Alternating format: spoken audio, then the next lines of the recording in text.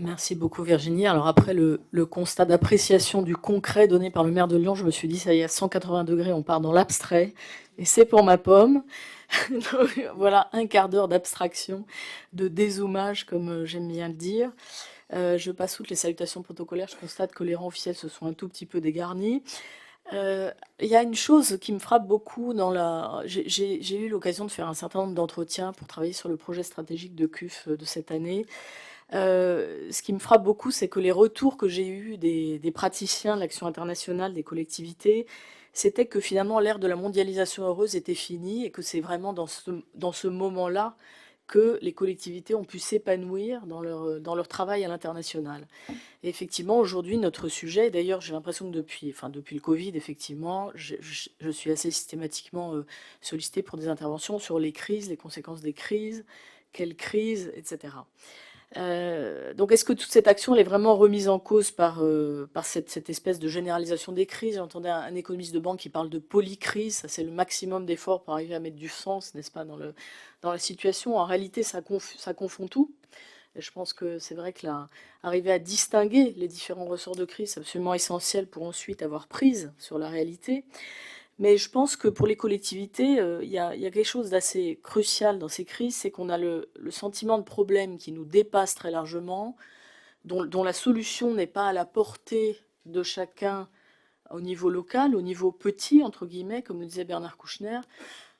Et malgré tout, ces crises, elles nous perturbent au quotidien constamment, et parfois de façon extrêmement violente.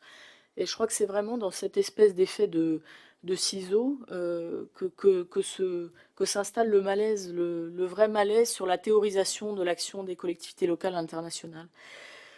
Donc pour résumer, premier point, quelle grande crise politique et géopolitique qui nous affecte en rafale.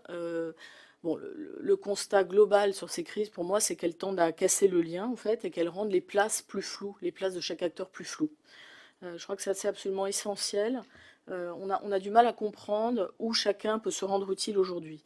Alors ces crises, conventionnellement, moi je mets la série des crises, je la fais commencer avec le terrorisme et Daesh, qui est vraiment l'irruption d'une espèce de violence internationale qui a un lien aujourd'hui avec la détérioration de la situation sociale, politique dans nos pays, et qui donc nous appuie brusquement sur un détonateur au niveau local.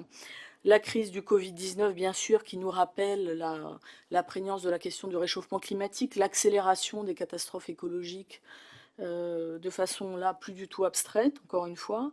Et puis la guerre en Ukraine, qui nous montre que les guerres ne sont pas un phénomène seulement lointain, puisqu'aujourd'hui la guerre elle est en Europe, elle est à nos portes, et que donc la question, par exemple, de l'accueil des réfugiés, elle s'est posée de façon très différente, parce qu'on avait un sentiment de proximité peut-être qui était beaucoup plus important.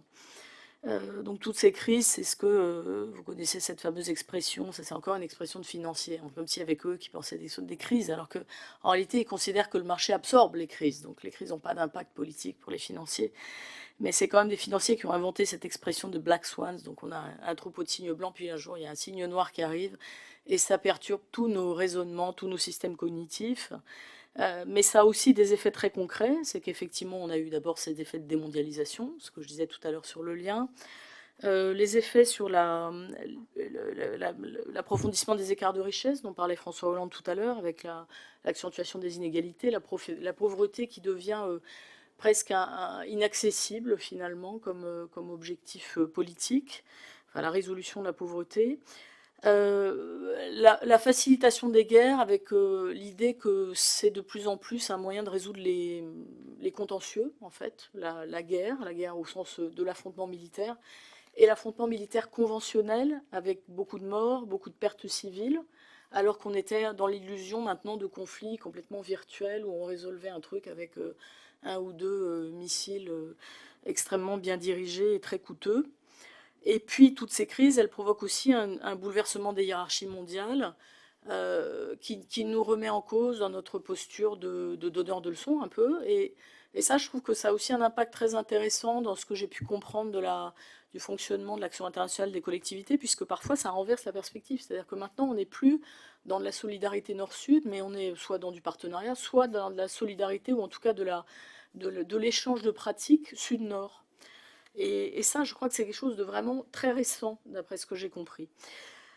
Donc on a une accélération de dynamique internationale qui était déjà à l'œuvre et une redéfinition de la place de tous les acteurs, une renégociation de la place de tous les acteurs, y compris pour les collectivités, qui se retrouvent maintenant souvent en première ligne. Et on a bien entendu que là, le message de l'État, c'était les collectivités ont beaucoup de choses à faire, c'est elles qu'on va envoyer sur tel et tel sujet. Et, bon, et là, il y a vraiment quelque chose à négocier avec l'État, parce que effectivement, dans quelles conditions est-ce que les collectivités s'engagent, au nom de quoi, avec quels objectifs précis, est-ce qu'elles se mettent en danger, est-ce qu'elles se valorisent? C'est aujourd'hui beaucoup plus compliqué dans un contexte de crise.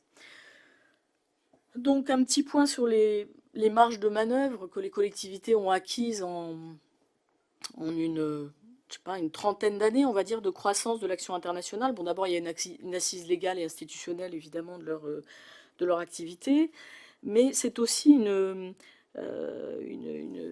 un adoubement de l'action des collectivités qui s'est fait par l'expérience, par le tâtonnement. Les moteurs, ils ont aussi été cités hein, par les intervenants. Il y a quand même un point qui m'intéresse particulièrement, c'est l'idée des interactions locales à travers les diasporas. Ça a été très souvent un très important moteur, même si on ne l'a pas dit comme ça, pour projeter ensuite un projet des collectivités à l'extérieur. Il y a l'idée de solidarité, bien sûr, ça date aussi d'avant la chute du mur. Il y a l'envie d'exploration, qui est quelque chose qui n'est pas du tout honteux, hein, effectivement, comme le disait le maire de Lyon, l'échange qui ouvre. Et puis il y a le désir de rayonnement, qui est aussi quelque chose qui maintenant est complètement assumé, qui est relativement nouveau. C'est-à-dire que cet aspect-là de l'agenda international des collectivités, il s'est quand même beaucoup affermi au cours des dernières années. Les qualités des collectivités, c'est toujours... Bon, alors là, on repart sur le discours de petit, créativité, souplesse, réactivité, etc. Une chose que je trouve très intéressante, c'est l'action sur le long terme. C'est-à-dire que finalement, les alternances politiques, si je comprends bien, elles jouent assez peu dans le maintien des coopérations. Finalement, la diplomatie, au niveau des collectivités ou de l'État, ça n'est ni de gauche ni de droite d'une certaine façon. Mais aujourd'hui, on a quand même, avec des nouvelles municipalités, des nouvelles collectivités dominées par une gauche différente, un questionnement sur le type d'action sur lequel on va se maintenir, et donc une réflexion sur les agendas politiques aussi des collectivités. Et puis les collectivités, elles ont aussi cette capacité à fédérer hein, les acteurs aussi plus petits qu'elles éventuellement. Donc on a parlé des diasporas, toutes sortes d'ONG, bien sûr, actives au niveau local, et puis les efforts économiques avec les entreprises qui sont présentes dans le tissu local. Les dossiers où elles se sont rendues indispensables, bon, on a des thèmes, évidemment, on a les thèmes de la solidarité de l'urgence, qu'on a très bien vu illustrés par le secours aux réfugiés. On a aussi la structuration des politiques de gestion urbaine, avec une technicisation des enjeux de l'action internationale. Et puis, on a la crise climatique qui devient un très très grand fédérateur, à mon avis, vraiment au-delà des couleurs politiques aussi, pour des actions de jumelage, de réflexion commune à l'international, avec effectivement la mise en place de plateformes beaucoup plus globales, parce qu'on parle de communs qui ne sont pas des communs uniquement nationaux, mais effectivement internationaux. Et puis sur les aspects géographiques, bien sûr, en Afrique très longtemps la coopération au développement, au Levant l'urgence, les crises, l'action sur la Palestine, sur le Liban, l'aide aux collectivités dans ces deux pays, par exemple. Alors qu'est-ce qui fait qu'aujourd'hui, pour conclure, on a une sorte de crise de contexte, bien sûr, hein, les crises, mais aussi une crise de croissance finalement de l'action des collectivités territoriales. Et c'est là qu'une réflexion est vraiment nécessaire sur la façon dont on travaille. C'est parce que on a un risque de peut-être d'attrition, de découragement ou de dispersion de cette action. Sur le cadre, il est assez évident, à mon avis, qu'on a une forme de crispation légale dans un contexte de perception de déprise de l'État sur les sujets internationaux.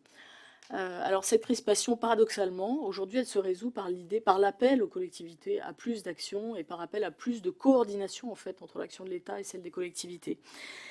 Et c'est très intéressant parce que c'est quand même un dialogue qui est assez inégal en réalité. Enfin, on ne parle pas uniquement de très grandes villes, on ne parle pas uniquement de très grandes collectivités. Donc il y a une attention à avoir sur la façon d'égaliser hein, ce dialogue, en tout cas de le rendre honnête, effectivement. Sur les objectifs, on est passé, si on résume historiquement, on pourrait dire qu'on est passé d'un engagement politique pendant la guerre froide à un engagement plus social avec la coopération au développement, puis plus technique. Mais aujourd'hui, on a un retour du politique, évidemment. Avec la crise ukrainienne, on a des vrais enjeux de valeur, et on sent très bien un clivage, une hésitation, une difficulté sur les collectivités qui veulent continuer à s'engager plutôt sur des sujets techniques de gestion urbaine où elles considèrent qu'elles sont compétentes et d'une certaine façon protégées des retombées, ou qui veulent aller très clairement sur des enjeux beaucoup plus politiques, ce qui évidemment est beaucoup plus risqué, plutôt difficile. Et enfin, du point de vue des moyens, on a quand même constaté une professionnalisation tout à fait extraordinaire des acteurs de cette action internationale des collectivités. Il y a eu un vrai travail de formation, mais aujourd'hui, on a le problème des moyens financiers. La crise économique est là, la crise des finances publiques est là. Il faut justifier les dépenses, il faut rendre compte parfois. Et on sent très bien, moi je l'ai entendu dans les entretiens que j'ai pu avoir avec des responsables soit de collectivité, soit d'action, qu'on est dans la tentation du rentable. Il faut qu'on sache exactement ce que nous rapporte finalement une action internationale aujourd'hui. Alors en conclusion, ce qui m'a beaucoup frappé, on a tous vécu ce basculement incroyable du post-Covid à la crise ukrainienne, c'est qu'on était passé finalement d'un moment, une sorte de moment d'enthousiasme, de table rase bien propre après le Covid. On va se concentrer sur les enjeux climatiques, à une obsession de l'apocalypse nucléaire. C'est-à-dire là, c'est la fin du monde pratiquement, et donc il n'y a plus aucun espace d'action. On est saisi, on est pétrifié pratiquement. Donc le premier point, c'est que je pense qu'on peut quand même en partie apprendre à anticiper les crises, on peut en reparler. En tout cas, on ne peut pas passer tout trop simplement d'une espèce d'optimisme de déni à un pessimisme systémique. Anticiper les crises, c'est aussi anticiper nos réactions aux crises, c'est-à-dire effectivement, avant d'être saisi, savoir compter nos moyens, faire un vrai point sur nos capacités d'effort collectif aussi, à l'échelle de l'ensemble des collectivités, pas simplement laisser cet effort-là à l'État, peut-être. Et puis, effectivement, conclure sur ce dialogue avec la puissance publique nationale, en faisant bien sûr valoir vos compétences et vos résultats. Parce que bien sûr, si l'État vient vous chercher, c'est parce qu'il considère que tout ce que vous avez fait était certainement utile.